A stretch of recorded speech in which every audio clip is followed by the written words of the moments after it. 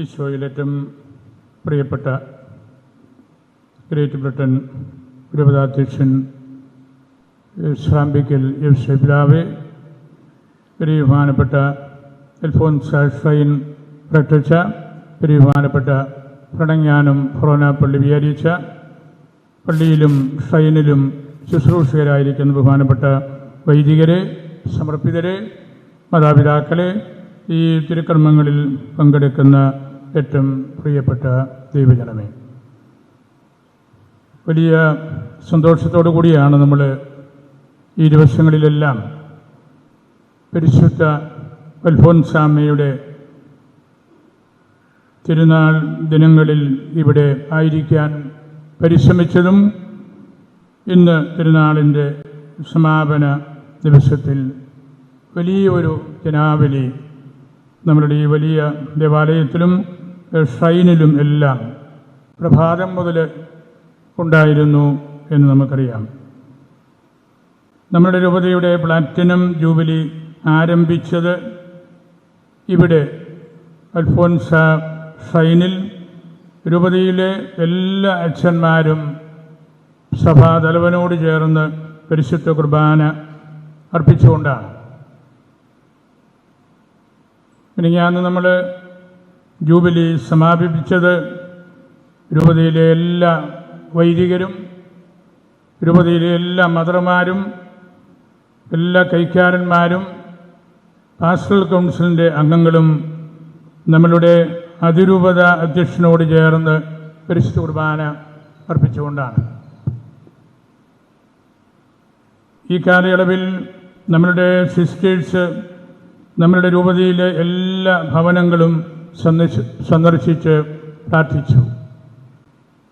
ഈ 3 ഘടകങ്ങൾ വൈദിക സമൂഹം മുഴുവൻ കുർബാനയിൽ ഇവിടെയും നമ്മുടെ ഭദ്രാസന ദേവാലയത്തിൽ ആയിരുന്നതും, സിസ്റ്റേഴ്സ് നമ്മുടെ രൂപതയിലെ എല്ലാ വീടുകളും സന്ദർശിച്ചതും ഏറ്റവും അനുഗ്രഹദായകമായ കാര്യങ്ങളായിരുന്നു. എല്ലാ കാര്യങ്ങളും തന്നെ ഇവിടെ അൽഫോൻസാമ്മയുടെ പുണ്യ ഖബറിനോട് ചേർന്നാണ് നമ്മൾ നടത്തുന്നത്. CBCI നടത്തിയപ്പോൾ 204 പിതാക്കന്മാർ നമ്മുടെ രാജ്യത്തെ ഇവിടെ വന്ന് ഈ പള്ളിയിൽ പ്രവേശിച്ചും മുകളിലത്തെ പള്ളിയിൽ പരിശുദ്ധ കുർബാന അർപ്പിച്ചുമെല്ലാം നമ്മൾ ദൈവത്തെ സ്തുതിച്ചു.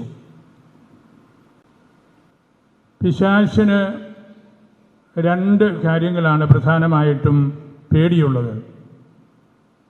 ഒന്ന് വിശുദ്ധ കുർബാന, 2 വിശുദ്ധരുടെ ഖബറുകൾ, പുണ്യ കുടീരങ്ങൾ. ഇതിനകത്ത് പ്രവേശിക്കാണ്ട് പക്ഷേ അതിൻ്റെ പരിസരത്ത് നിന്ന് അവർ ഉപദ്രവിക്കും. വിശുദ്ധ കുർബാനയ്ക്ക് ചുറ്റും പിശാചുക്കൾ ഇരിക്കുമെന്ന് കണ്ണാത് പുണ്യവാളൻ എത്രയോ നൂറ്റാണ്ടുകൾക്ക് മുമ്പ് പറഞ്ഞതാണ്.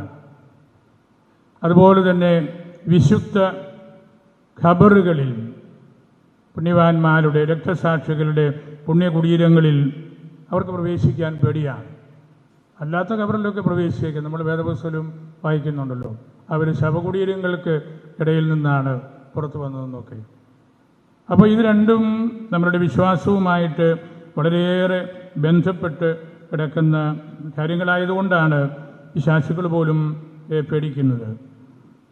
നമ്മൾ ഇവിടെ അമ്മയുടെ കുടീരത്തിലായിരിക്കുമ്പോൾ ഈശോയുടെ മുറിവുകളെക്കുറിച്ചും അൽഫോൻസാമ്മയുടെ സഹനങ്ങളെക്കുറിച്ചുമാണ് നിരന്തരമായിട്ട് ഓർക്കുന്നതും പ്രഘോഷണം നടത്തുന്നതും. ഈശോയുടെ മുറിവുകളാണ് എനിക്ക് കാണേണ്ടതെന്ന് ഉത്ഥാനം ചെയ്ത ഈശോയെക്കുറിച്ചും തോമാസ് ശ്ലീഹ ആവശ്യപ്പെട്ടല്ലോ. മുറിവുകളിലാണ് ഉത്ഥാനത്തിൻ്റെ സന്ദേശം ചേർത്ത് വച്ചിരിക്കുന്നത്. കർത്താവിൻ്റെ മുറിപ്പാടുകളിലാണ് നമ്മളും ദിവ്യരഹസ്യങ്ങളുടെ ആഴങ്ങൾ കാണുന്നത്. മിശിഹായുടെ സ്ലീവ, കുരിശ്, അവൻ മരിച്ചു കിടക്കുന്ന ഒരു ബെഡ് മാത്രമല്ല, നമ്മെ പഠിപ്പിക്കാൻ ഈശോ ഇരിക്കുന്ന കത്തീഡ്ര കസേര കൂടിയാണ് എന്ന് വിശുദ്ധ അഗസ്തീനോസ് പറഞ്ഞു വച്ചിട്ടുണ്ട്. അതിലാണല്ലോ സത്യം.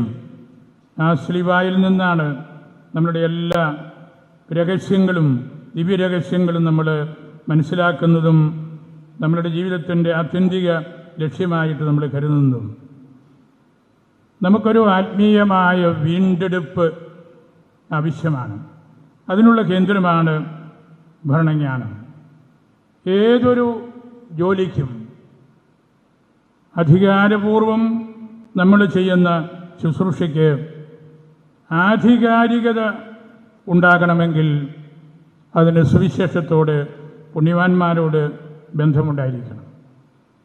ആധികാരികതയില്ലാത്ത അധികാര പ്രകടനങ്ങൾ പലപ്പോഴും നമ്മൾ കാണുന്നുണ്ട്. അതിന് യാതൊരു അർത്ഥവുമില്ല എന്ന് നമുക്കെല്ലാവർക്കും അറിയാം. ഇന്നത്തെ സുവിശേഷം നമ്മോട് പറയുന്നതും എങ്ങനെയാണ് നമുക്ക് ശുശ്രൂഷകളിൽ ഒരു ആധികാരികത സ്വന്തമാക്കാൻ കഴിയുന്നത് എന്നതിനെക്കുറിച്ചാണ്. ഗോതമ്പ് മണി ഭക്ഷണമായും വിതയ്ക്കാനുള്ള വിത്തായും ഒക്കെ നമുക്ക് മനസ്സിലാക്കാം. പിന്നെ കുറേ കഴിയുമ്പോൾ അത് അപ്പമായി മാറുന്നുണ്ട്. അല്ലെങ്കിൽ വിതച്ച് വീണ്ടും ധാന്യമണികൾ ഉണ്ടാകുന്നതുവരെ വളരുന്ന പ്രക്രിയയിൽ ഒരു പുതിയ ജീവിതത്തിനായി അഴിയുന്നു എന്ന ആ കാര്യവും നമ്മെ പഠിപ്പിക്കുന്നുണ്ട്. അഴിയുന്ന ഗോതമ്പ് മണിയെ ഇൻ്റലക്ച്വലായിട്ട് മാത്രം നമ്മൾ നോക്കിയാൽ പോരാ, ബുദ്ധിപരമായിട്ട് മാത്രം കണ്ടാൽ പോരാ.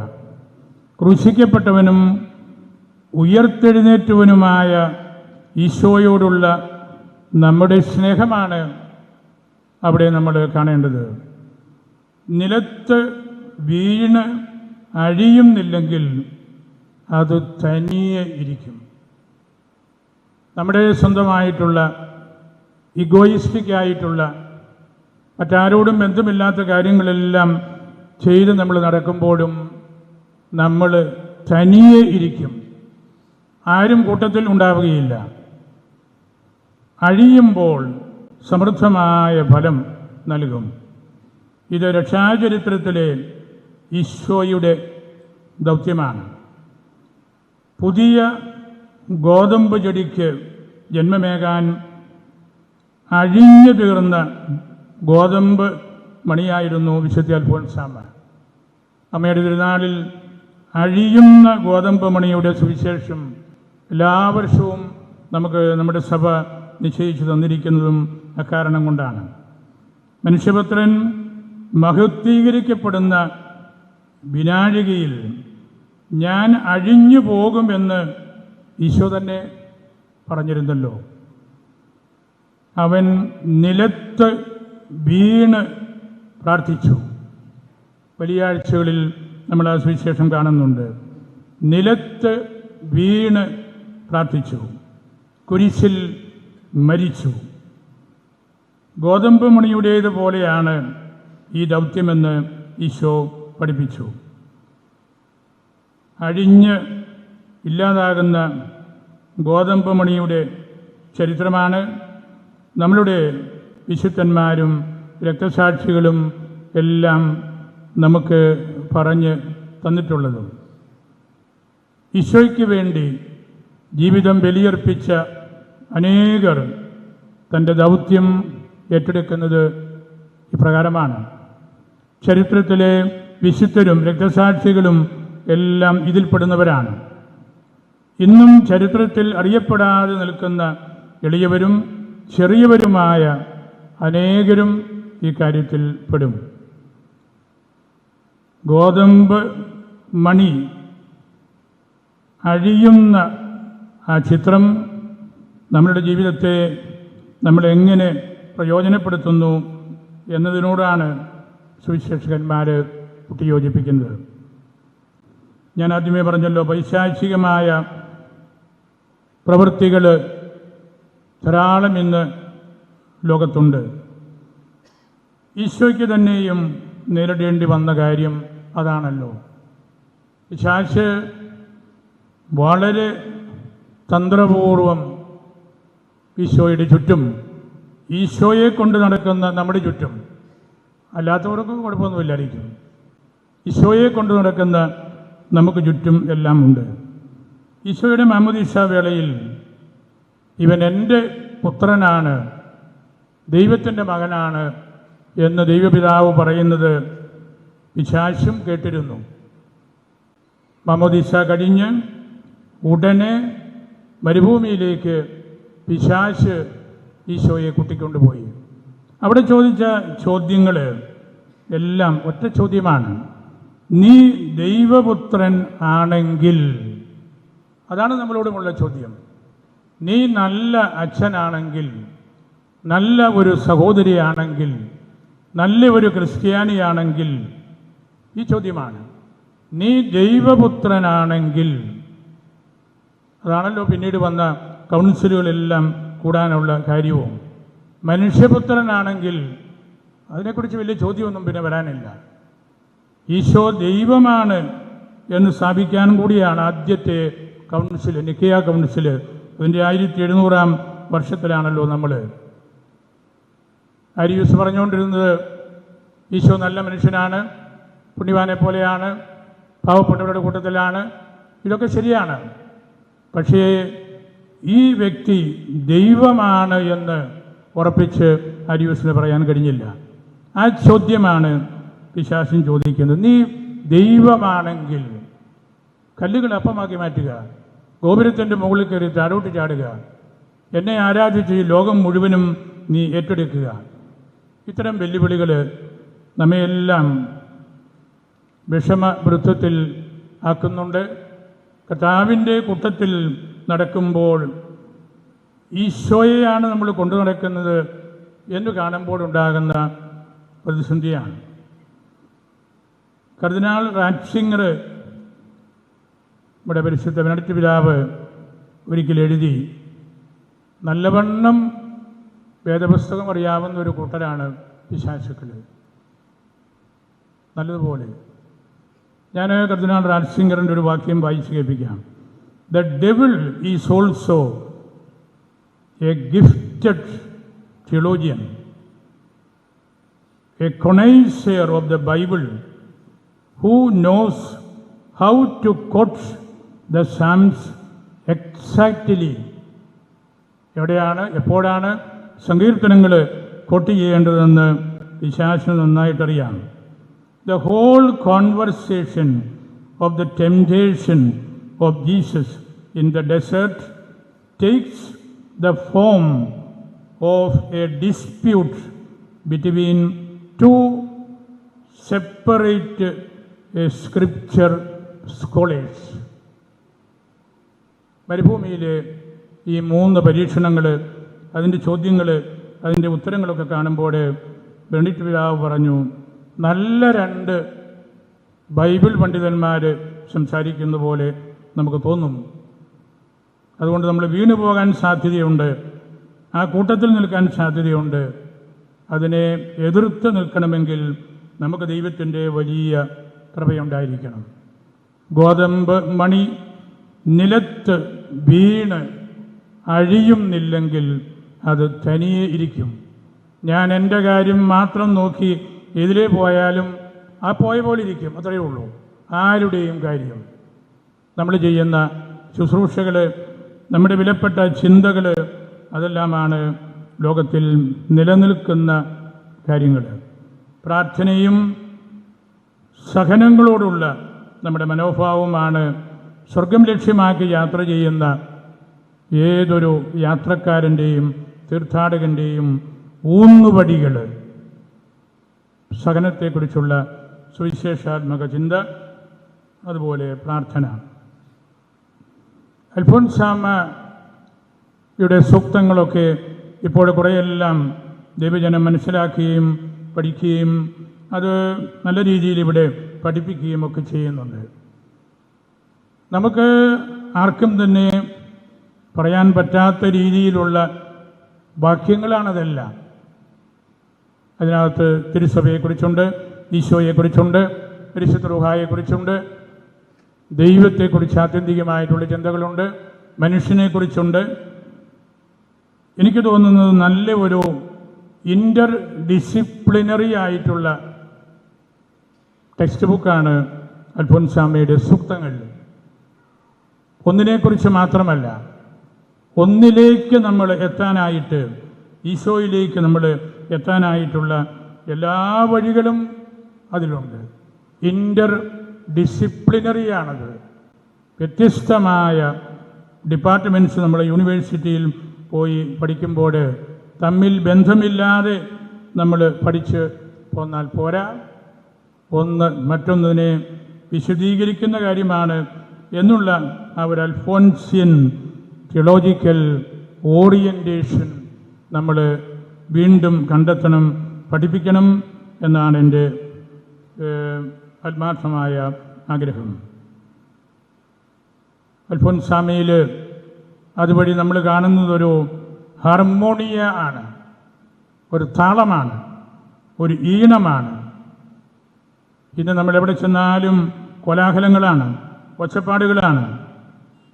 അതിനെല്ലാം ഇടയിൽ അമ്മ ഒരു ഹാർമോണിയ, ഒരു താളവും നല്ല ഒരു ലയന ഫിലോസഫിയും നമ്മൾ കാണിച്ചു തരുന്നുണ്ട്. താളം നഷ്ടപ്പെട്ട വ്യക്തികളെ പോലെ നമ്മൾ പോകുന്നുണ്ട്. നമുക്കല്പം പോലും വെയിറ്റ് ചെയ്യാൻ താല്പര്യമില്ല.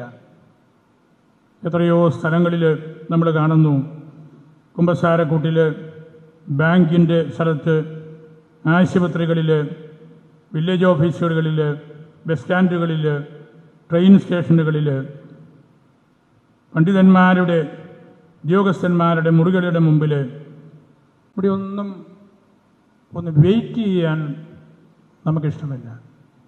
ഞാൻ വരുമ്പോൾ അകത്തിരിക്കുന്നയാൾ ഓടി വന്ന് എല്ലാത്തിനും ഉത്തരം പറയണം. എന്തോ ഒരു റെസ്റ്റ്ലെസ്നെസ്സാണ്. ഒരിടത്തും നമുക്ക് ഒന്ന് വെയിറ്റ് ചെയ്ത് പ്രാർത്ഥിച്ച് ഇരിക്കാൻ പറ്റുന്നില്ല, ആർക്കും പറ്റുന്നില്ല.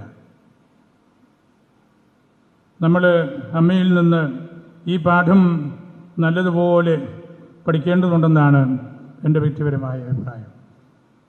അൽഫോൻസാമ്മ ആ ഒരു സ്പിരിച്വാലിറ്റിയും കൂടെ നമ്മെ പഠിപ്പിക്കുന്നുണ്ട്. The spirituality of waiting.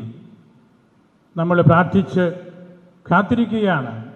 നമ്മൾ ആരെ കാണാൻ വരുന്നുവോ, ഏത് ഉദ്യോഗസ്ഥനാകട്ടെ അല്ലെ ഏത് വിചാരിച്ചനായിക്കൊള്ളട്ടെ, നമ്മൾ ശാന്തമായിട്ട് അവിടെ നിന്നിരുന്ന് അല്പസമയം ആ ഉദ്യോഗസ്ഥൻ അല്ലെങ്കിൽ ആ വൈദികർ അല്ലെങ്കിൽ ആ പോലീസുകാർ അവരൊന്ന് സമാധാനത്തിൽ വന്ന് നമ്മളെ കാണാനായിട്ട് ഉള്ള ഒരു മാനസികാവസ്ഥ നമുക്കുണ്ടായിരിക്കണം. അമ്മയുടെ പ്രബോധനം ഇന്ന് ലോകം ഏറ്റുവാങ്ങിയിട്ടുണ്ട്. ഇത്രമാത്രം തീർത്ഥാടകർ വരുന്ന ഒരു സ്ഥലവും സെൻറ്റ് പീറ്റേഴ്സ് കഴിഞ്ഞാൽ വേറൊന്നുമുണ്ടെന്ന് ഞാൻ കരുതുന്നില്ല. അതുപോലെ ക്രൈസ്തവരും ഇതര മതസ്ഥരും ഇവിടെ കാത്തുനിന്ന് അമ്മയുടെ പുണ്യകുടീരം കാണുകയാണ്, ചുംബിക്കുകയാണ്, പ്രാർത്ഥിക്കുകയാണ്. അമ്മയുടെ വാക്കുകൾ നമ്മെ പൊള്ളിക്കുന്ന വിധത്തിലുള്ളതായിരുന്നു. അമ്മ പഠനത്തിനിടയിൽ മുട്ടചെറിയിൽ വീട്ടിൽ ചെന്നപ്പോൾ അമ്മയുടെ പേരമ്മ പറഞ്ഞല്ലോ, ഞാൻ ഒരാൾക്ക് വാക്ക് കൊടുത്തിട്ടുണ്ട്. അമ്മ പേരമ്മ നല്ലൊരു ചെറുക്കനെ കണ്ടുവച്ചിട്ടുണ്ടായിരുന്നു. ഞാൻ ഒരാൾക്ക് വാക്ക് കൊടുത്തിട്ടുണ്ട് എന്ന് അന്നക്കുട്ടിയോട്, അൽഫോൻസായോട് പറഞ്ഞു. അമ്മ പറഞ്ഞു, ഞാനും ഒരാൾക്ക് വാക്ക് കൊടുത്തിട്ടുണ്ട്, ഞാനും ഒരാൾക്ക് വാക്ക് കൊടുത്തിട്ടുണ്ട്. ഞാൻ നിങ്ങളെയെല്ലാം പണ്ടേ ഉപേക്ഷിച്ചതാണ്. എൻ്റെ മണവാളിനെ ഞാൻ കണ്ടെത്തി. അത് ഈശോയാണ്, ഈശോയാണ്. ഞാനും ഒരാൾക്ക് വാക്ക് കൊടുത്തിട്ടുണ്ട്. ധീരമായ ഒരു പ്രഘോഷണമാണത്. അങ്ങനെ കർത്താവിനെ തിരിച്ചറിയാനായിട്ട് വളരെയധികം സഹിച്ച ഒരു വ്യക്തിയായിരുന്നു അൽഫോൻസാമ്മ. ഒരിക്കലും അമ്മ പറഞ്ഞു, ഞാനിപ്പോൾ കുരിശിലാണ് കിടക്കുന്നത്.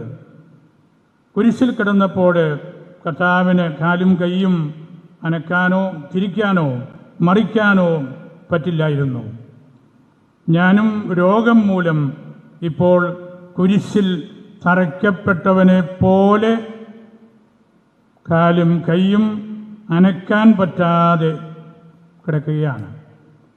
തീജ്വാലയുടെ നടുവിൽ കിടക്കുന്ന പുളയുന്ന ഒരു കീടത്തിന് തുല്യമാണ് ഇപ്പോഴത്തെ എൻ്റെ അവസ്ഥ. ഞാൻ ഓടി എൻ്റെ കർത്താവിൻ്റെ മടിയിൽ പോയി ഇരിക്കും. എന്തൊരു പവർഫുള്ളായിട്ടുള്ള എക്സ്പ്രഷൻസാണ്. പൗലോസ് പോലും ഇത്ര ധീരമായ കാര്യങ്ങൾ അധികം സംസാരിച്ചിട്ടില്ല. ഈശോയുടെ സഹനത്തിൽ വന്ന കുറവുകൾ എൻ്റെ ശരീരത്തിലും നമ്മുടെ ശരീരത്തിലും വഹിക്കണമെന്ന് ഒക്കെ പൗലോസ് ശക്തമായിട്ട് പറഞ്ഞിട്ടുണ്ട്. എങ്കിലും ഇതുപോലെ അടിസ്ഥാനപരമായ റാഡിക്കലായിട്ടുള്ള ചിന്തകളാണ് അമ്മയുടെ വാക്കുകൾ, സൂക്തങ്ങൾ.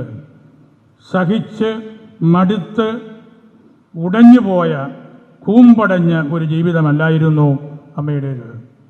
സഹനം സ്വർഗത്തിലേക്കുള്ള സ്റ്റെപ്പ് ലാഡറായിട്ട്, ഗോവണിപ്പടിയായിട്ട് അമ്മ കണ്ടു. അതാണ് അമ്മയുടെ ജീവിതത്തിൻ്റെ ഏറ്റവും വലിയ കാര്യം എന്ന് നമ്മൾ തിരിച്ചറിയണം.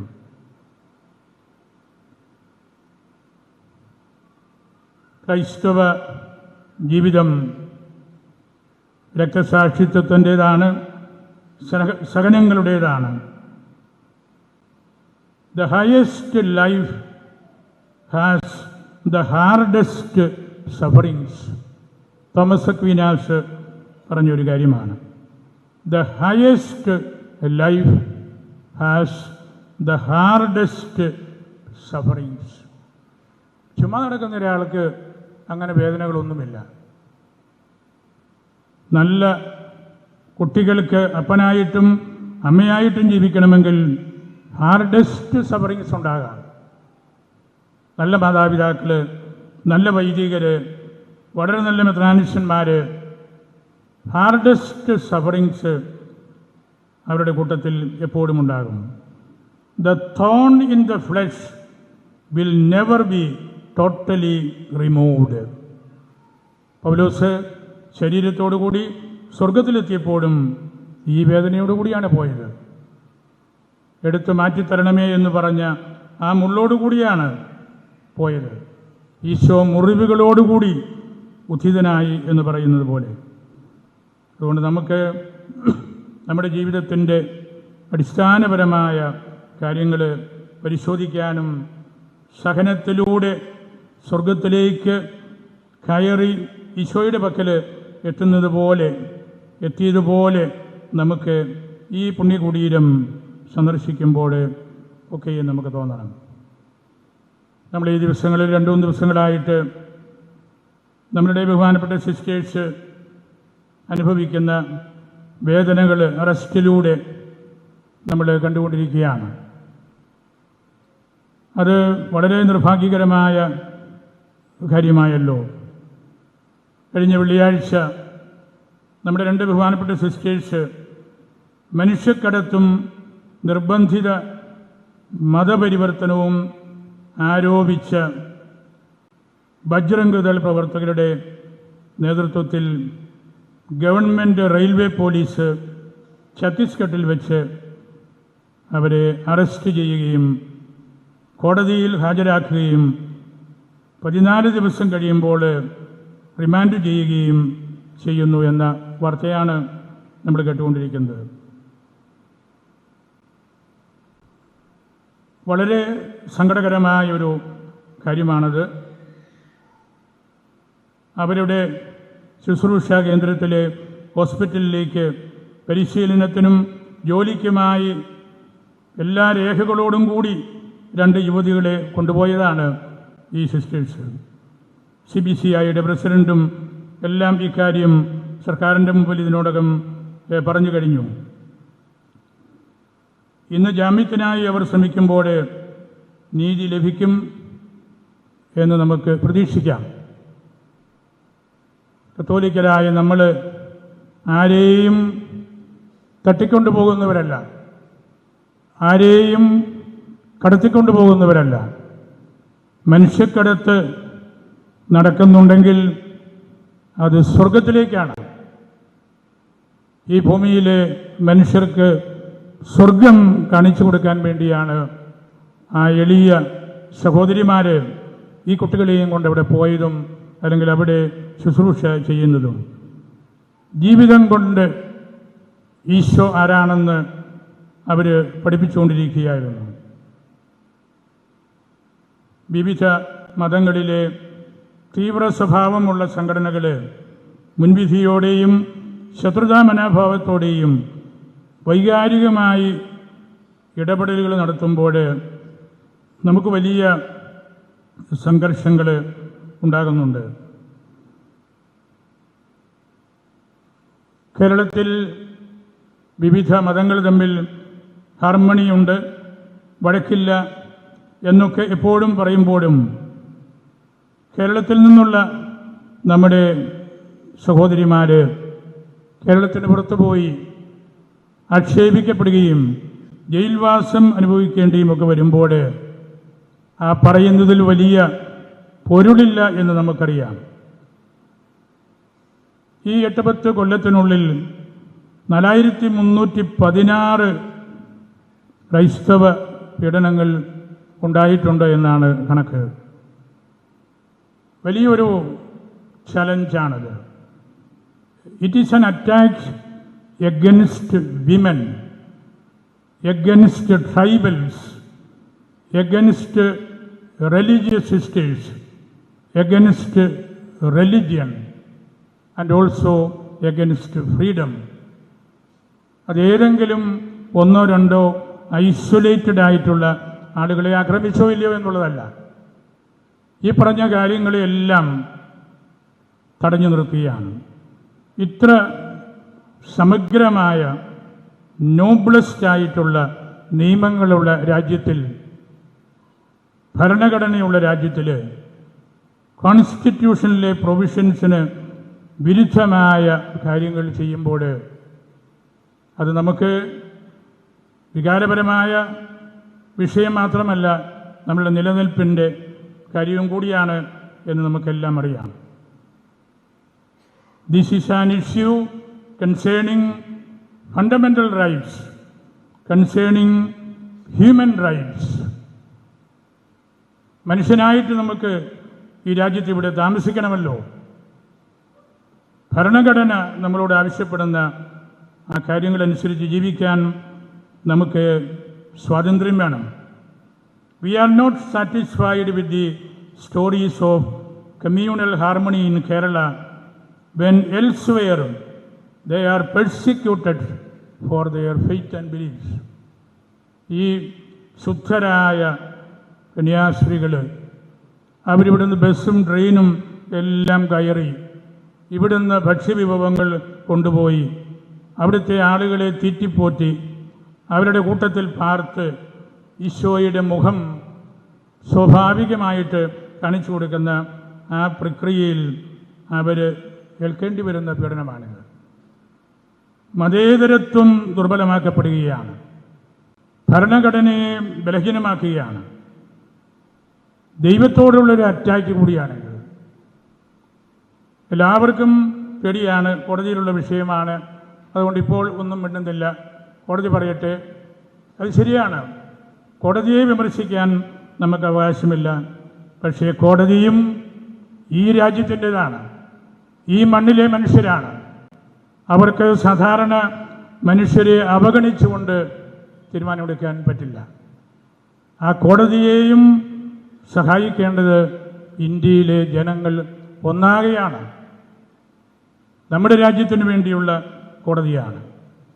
അതുകൊണ്ട് നമുക്ക് അൽഫോൻസാമ്മയുടെ പുണ്യകുടീരത്തിലിരിക്കുമ്പോൾ അമ്മയെപ്പോലെ വിശുദ്ധിയുള്ള ഈ സഹോദരിമാർ, അവരുടെ സഹപ്രവർത്തകർ നമ്മുടെ രാജ്യത്തിനുള്ളിൽ അനുഭവിക്കേണ്ടി വരുന്ന ഈ യാതനകൾ കണ്ണടച്ച് നമ്മൾ കളയരുത്.